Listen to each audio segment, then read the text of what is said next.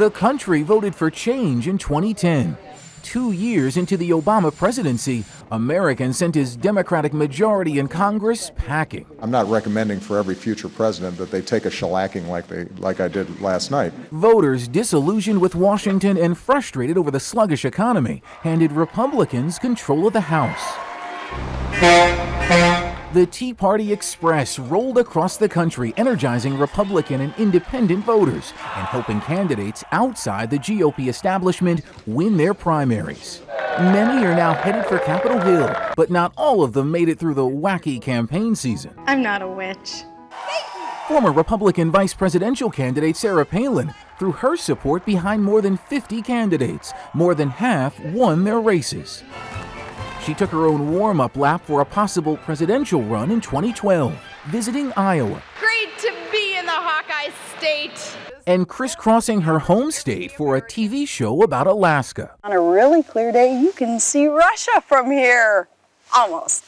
President Obama chose New York City native Elena Kagan to replace retiring Supreme Court Justice John Paul Stevens. I just asked you where you were at on Christmas. She charmed the Senate Judiciary Committee with her quick wit.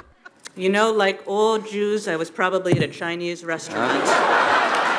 Congress, the courts, and military brass battled over the military's don't ask, don't tell policy.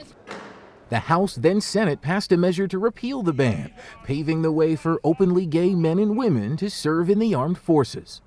The Army four-star general commanding U.S. and international forces in Afghanistan resigned after he publicly criticized the Obama administration for its handling of the war. Months of heated wrangling over health care reform produced the Patient Protection and Affordable Care Act. The bill is passed.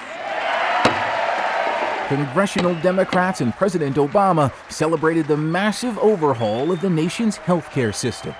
While the ink on the landmark legislation was still drying, Republicans pledged to repeal it. They were able to find compromise with President Obama on taxes in the nick of time. Congress passed a contentious extension of Bush-era tax cuts for all Americans just before heading home for the holidays.